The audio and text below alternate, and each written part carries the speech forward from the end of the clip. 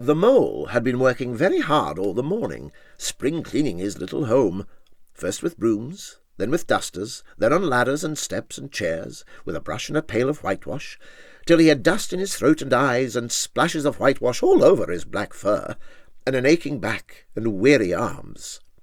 Spring was moving in the air above, and in the earth below, and around him, penetrating even his dark and lowly little house, with its spirit of divine discontent and longing. It was small wonder, then, that he suddenly flung down his brush on the floor and said, "Bother!" and "Oh, blow!" and also "Hang spring cleaning!" and bolted out of the house without even waiting to put on his coat. Something up above was calling him imperiously, and he made for the steep little tunnel which answered in his case to the gravelled carriage drive owned by animals whose residences are nearer to the sun and air. So he scraped and scratched and scrabbled and scrooged, and then he scrooged again and scrabbled and scratched and scraped, working busily with his little paws and muttering to himself, "Up we go," till at last, pop! His snout came out into the sunlight, and he found himself rolling in the warm grass of a great meadow. "This is fine," he said to himself. "This is better than whitewashing." The sunshine struck hot on his fur, soft breezes caressed his heated brow, and after the seclusion of the cellarage he had lived in so long, the carol of happy birds fell on his dulled hearing almost like a shout. Jumping off all his 4 legs at once, in the joy of living and the delight of spring without its cleaning, he pursued his way across the meadow till he reached the hedge on the further side. "Hold up," said an elderly rabbit at the gap. "Sixpence for the privilege of passing by the private road." He was bowled over in an instant by the impatient and contemptuous mole, who trotted along the side of the hedge, chaffing the other rabbits as they peeped hurriedly from their holes to see what the row was all about. "Onion sauce, he remarked jeeringly, and was gone before they could think of a thoroughly satisfactory reply. Then they all started grumbling at each other. "How stupid you are! Why didn't you tell him? Well, why didn't you say? Oh, you might have reminded him," and so on in the usual way. But of course it was then much too late, as is always the case. It all seemed too good to be true. Hither and thither through the meadows he rambled busily, along the hedgerows, across the copses, finding everywhere birds building, flowers budding, leaves thrusting, everything happy and progressive and occupied.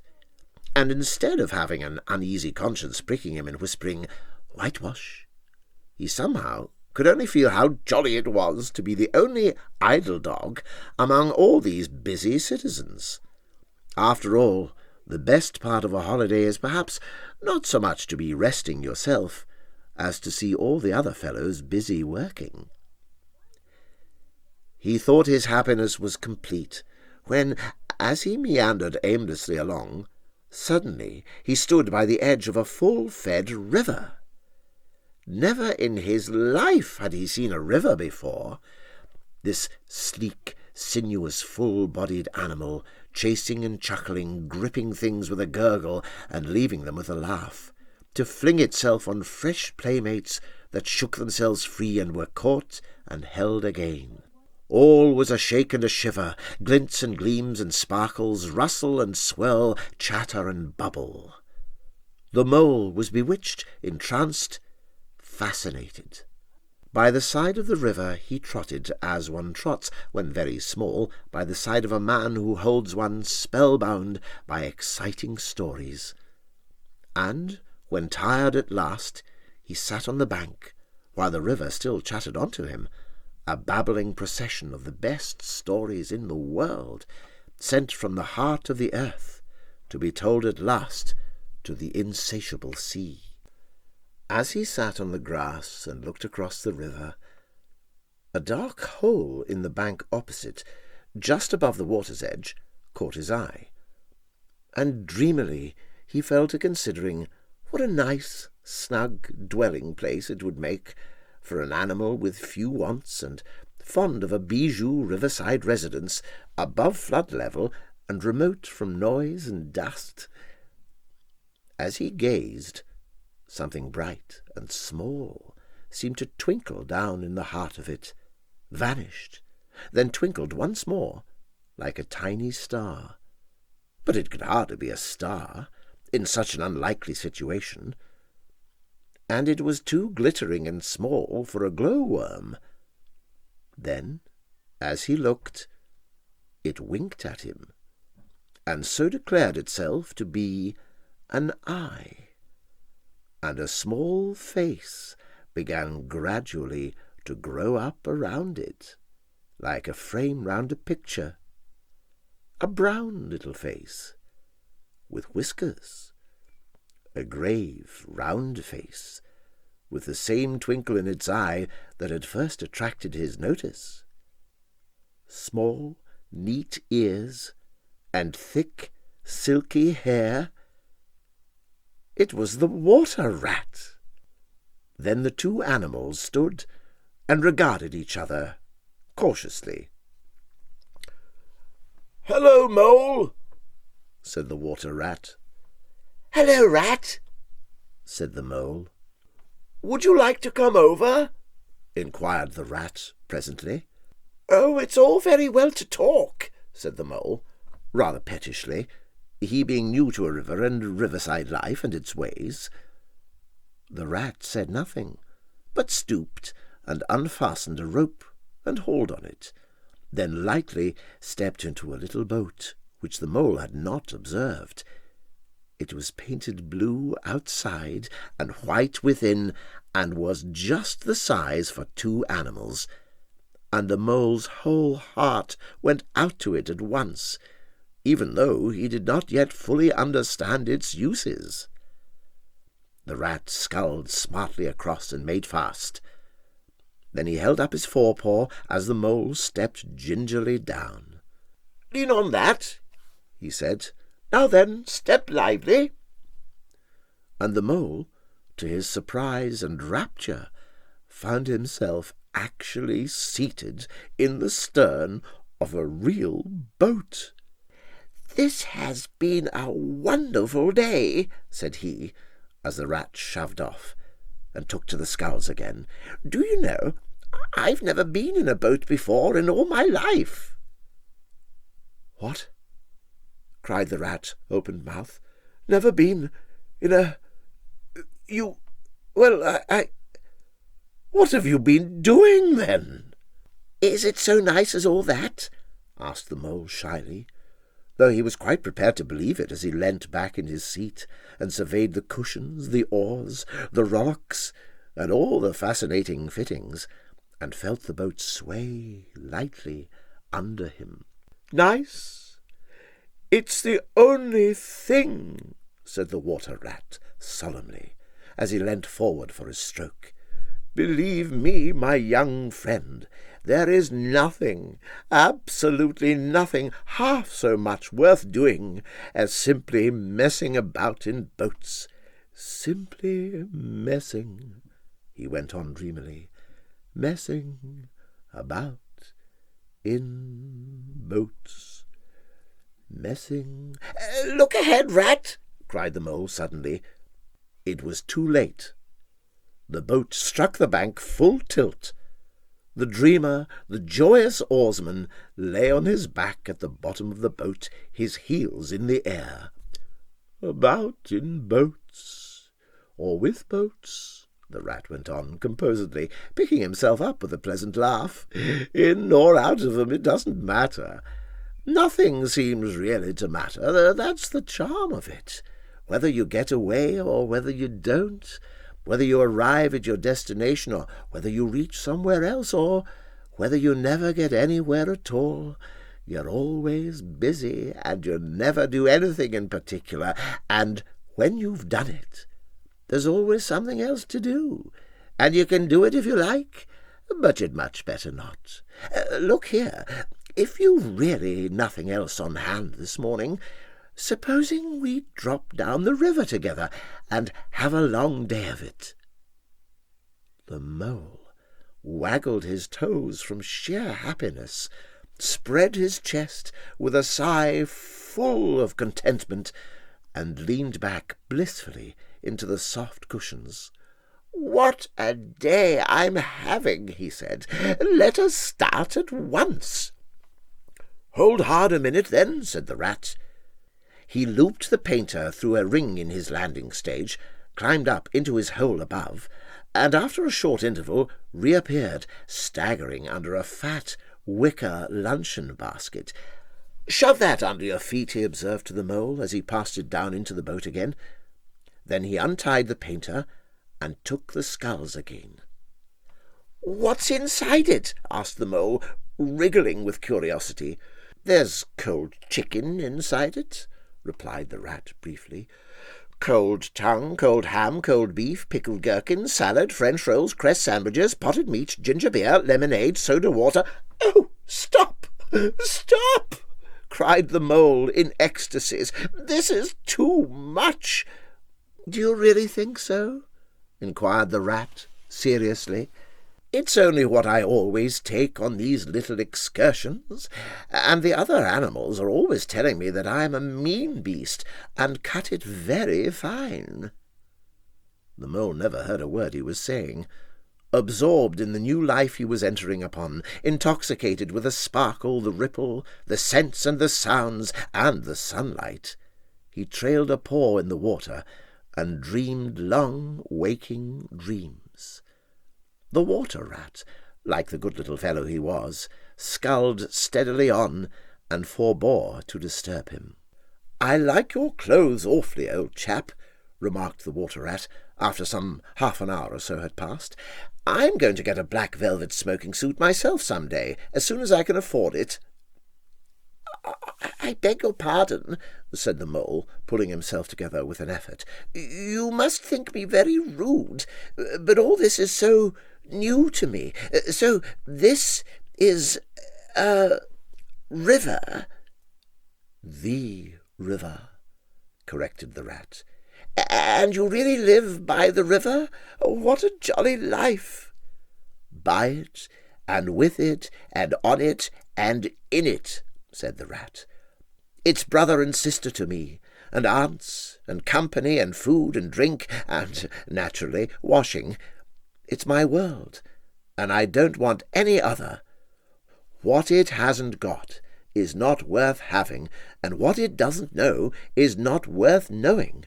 Lord, the times we've had together! Whether in winter or summer, spring or autumn, it's always got its fun and its excitement. When the floods are on in February, and my cellars and basement are brimming with drink that's no good to me, and the brown water runs by my best bedroom window. Or again, when it all drops away and shows patches of mud that smells like plum cake, and the rushes and weeds clog the channels, and I can potter about dry shod over most of the bed of it, and find fresh food to eat, and things careless people have dropped out of boats." "Isn't it a bit dull at times?" the mole ventured to ask. "Just you and the river, and no one else to pass a word with." "No one else to— Well, I mustn't be hard on you," said the rat with forbearance. "You're new to it, and of course you don't know. The bank is so crowded nowadays that many people are moving away altogether. Oh, no, it isn't what it used to be at all. Otters, kingfishers, dab-chicks, moorhens, all of them about all day long and always wanting you to do something, as if a fellow had no business of his own to attend to." "What lies over there?" asked the mole, waving a paw towards a background of woodland that darkly framed the water meadows on one side of the river. "That? Oh, that's just the wild wood," said the rat shortly. "We don't go there very much, we riverbankers." Aren't they very nice people in there?" said the mole, a trifle nervously. "Well, let me see," said the rat. "The squirrels are all right, and the rabbits, some of them, but rabbits are a mixed lot. And then there's Badger, of course. He lives right in the heart of it. Wouldn't live anywhere else either if you paid him to do it. Dear old Badger, nobody interferes with him. They'd better not," he added significantly. "Why? Who should interfere with him?" asked the Mole. "Oh, well, of course, there are others," explained the Rat in a hesitating sort of way. "Weasels and stoats and foxes and so on. They're all right in a way. I'm very good friends with them, past the time of day when we meet and all that, but they break out sometimes, there's no denying it, and then, well, you can't really trust them, and that's the fact." The Mole knew well that it was quite against animal etiquette to dwell on possible trouble ahead, or even to allude to it, so he dropped the subject. "And beyond the wild wood again?" he asked, "where it's all blue and dim, and one sees what may be hills, or perhaps they mayn't, and something like the smoke of towns, or is it only cloud drift?" "Beyond the wild wood comes the wide world," said the Rat, "and that's something that doesn't matter either to you or me. I've never been there, and I'm never going, nor you either, if you've got any sense at all. Don't ever refer to it again, please. Now then, here's our backwater at last, where we're going to lunch." Leaving the main stream, they now passed into what seemed at first sight like a little landlocked lake.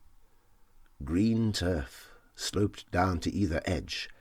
Brown, snaky tree roots gleamed below the surface of the quiet water, while ahead of them the silvery shoulder and foamy tumble of a weir, arm in arm with a restless, dripping mill-wheel that held up in its turn a grey-gabled mill-house, filled the air with a soothing murmur of sound, dull and smothery, yet with little clear voices speaking up cheerfully out of it at intervals. It was so very beautiful that Mole could only hold up both forepaws and gasp, "Oh my! Oh my! Oh my!" The Rat brought the boat alongside the bank, made her fast, helped the still awkward Mole safely ashore, and swung out the luncheon basket. The Mole begged as a favour to be allowed to unpack it all by himself, and the Rat was very pleased to indulge him, and to sprawl at full length on the grass and rest, while his excited friend shook out the tablecloth and spread it, took out all the mysterious packets one by one, and arranged their contents in due order, still gasping, "Oh my! Oh my!" at each fresh revelation. When all was ready, the Rat said, "Now, pitch in, old fellow," and the Mole was indeed very glad to obey, for he had started his spring cleaning at a very early hour that morning, as people will do, and had not paused for bite or sup. And he had been through a very great deal since that distant time which now seemed so many days ago. "What are you looking at?" said the Rat presently, when the edge of their hunger was somewhat dulled, and the Mole's eyes were able to wander off the tablecloth a little. "I am looking," said the Mole, "at a streak of bubbles that I see travelling along the surface of the water. That is a thing that strikes me as funny." "Bubbles! Ho-ho!" said the Rat, and chirruped cheerily, in an inviting sort of way. A broad, glistening muzzle showed itself above the edge of the bank, and the Otter hauled himself out and shook the water from his coat. "Greedy beggars," he observed, making for the provender. "Why didn't you invite me, Ratty?" "This was an impromptu affair," explained the Rat. "By the way, my friend, Mr. Mole." "Proud, I'm sure," said the Otter, and the two animals were friends forthwith. "Such a rumpus everywhere," continued the Otter. "All the world seems out on the river to-day. I came up this backwater to try and get a moment's peace, and then stumble upon you fellows. At least, I beg pardon, I didn't exactly mean that, you know." There was a rustle behind them, proceeding from a hedge, wherein last year's leaves still clung thick, and a stripy head with high shoulders behind it peered forth on them. "Come on, old badger," shouted the rat. The badger trotted forward a pace or two, then grunted, company, and turned his back and disappeared from view. "That's just the sort of fellow he is," observed the disappointed rat. "Simply hates society. Now we shan't see any more of him to-day. Well, tell us, who's out on the river?" "Toad's out for one," replied the otter, "in his brand-new wager-boat. New togs, new everything." The two animals looked at each other and laughed. "Oh, once it was nothing but sailing," said the rat. "Then he tired of that and took to punting. Nothing would please him but to punt all day and every day, and a nice mess he made of it. Last year it was houseboating, and we all had to go and stay with him in his houseboat and pretend we liked it. He was going to spend the rest of his life in a houseboat.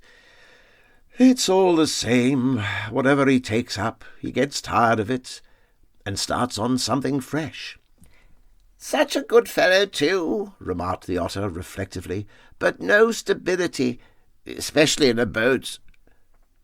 From where they sat, they could get a glimpse of the main stream across the island that separated them, and just then a wager-boat flashed into view. The rower, a short, stout figure, splashing badly and rolling a good deal, but working his hardest.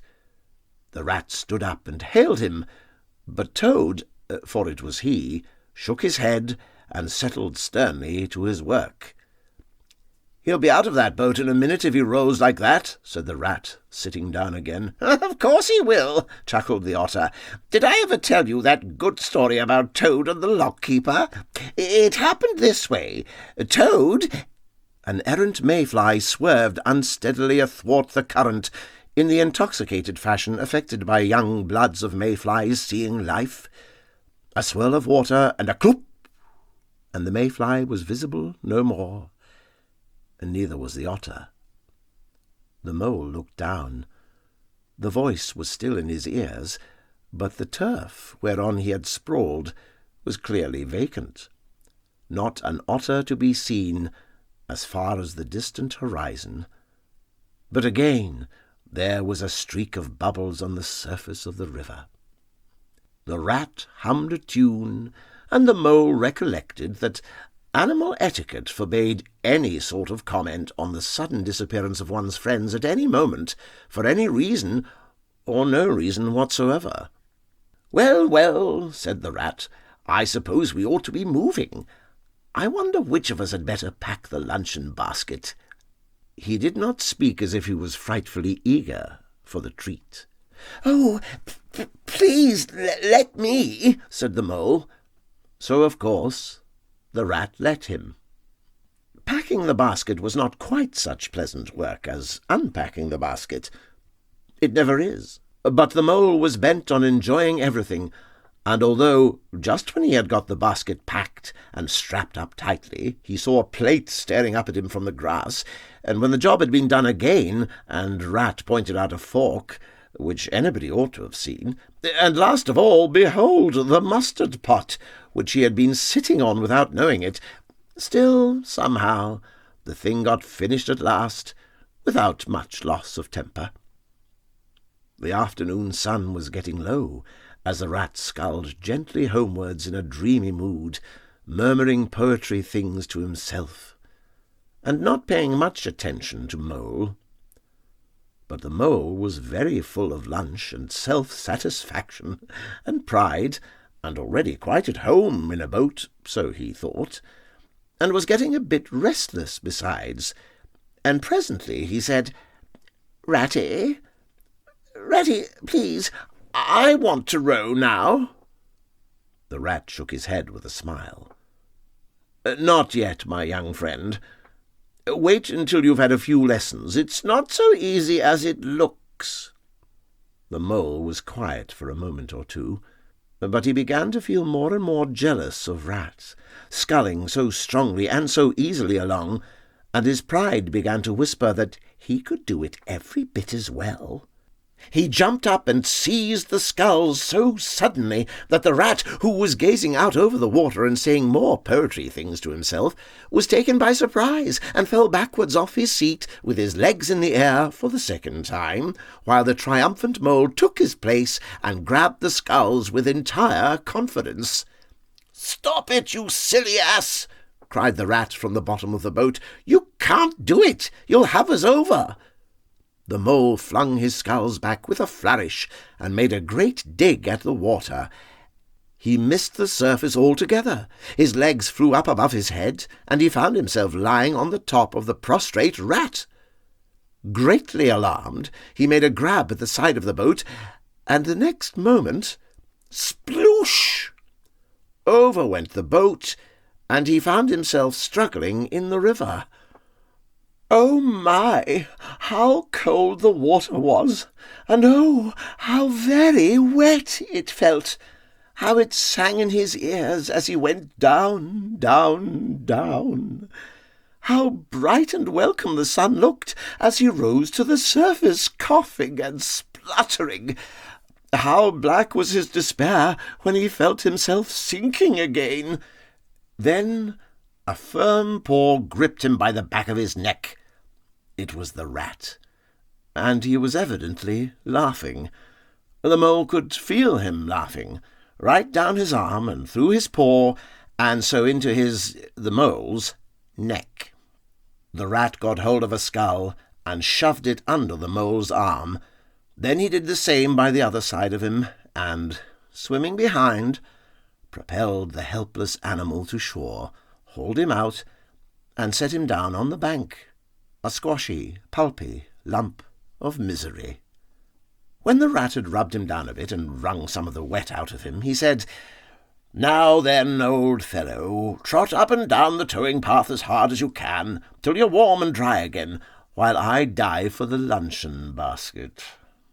So the dismal mole, wet without and ashamed within, trotted about till he was fairly dry, while the rat plunged into the water again, recovered the boat, righted her, and made her fast, fetched his floating property to shore by degrees, and finally dived successfully for the luncheon-basket and struggled to land with it.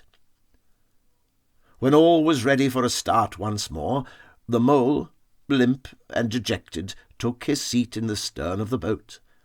And as they set off, he said in a low voice, broken with emotion, "Ratty, my generous friend, I am very sorry indeed for my foolish and ungrateful conduct. My heart quite fails me when I think how I might have lost that beautiful luncheon-basket. Indeed, I have been a complete ass, and I know it. Will you overlook it this once and forgive me, and let things go on as before?" "That's all right, bless you," responded the rat cheerily. "What's a little wet to a water rat? I'm more in the water than out of it most days. Don't you think any more about it. And look here, I really think you had better come and stop with me for a little time. It's very plain and rough, you know, not like Toad's house at all, but you haven't seen that yet. Still, I can make you comfortable, and I'll teach you to row and to swim, and you'll soon be as handy on the water as any of us." The mole was so touched by his kind manner of speaking that he could find no voice to answer him, and he had to brush away a tear or two with the back of his paw. But the rat kindly looked in another direction, and presently the mole's spirits revived again, and he was even able to give some straight back talk to a couple of moor hens who were sniggering to each other about his bedraggled appearance. When they got home, the rat made a bright fire in the parlour, and planted the mole in an armchair in front of it, having fetched down a dressing-gown and slippers for him, and told him stories till supper-time. Very thrilling stories they were, too, to an earth-dwelling animal like mole. Stories about weirs, and sudden floods, and leaping pike, and steamers that flung hard bottles. At least, bottles were certainly flung, and from steamers, so presumably by them, and about herons and how particular they were whom they spoke to, and about adventures down drains, and night fishings with otter, or excursions far afield with badger. Supper was a most cheerful meal, but very shortly afterwards a terribly sleepy mole had to be escorted upstairs by his considerate host to the best bedroom, where he soon laid his head on his pillow in great peace and contentment, knowing that his new-found friend, the river, was lapping the sill of his window. This day was only the first of many similar ones for the emancipated mole, each of them longer and fuller of interest as the ripening summer moved onward. He learnt to swim and row, and entered into the joy of running water, and with his ear to the reed stems he caught, at intervals, something of what the wind went whispering so constantly among them.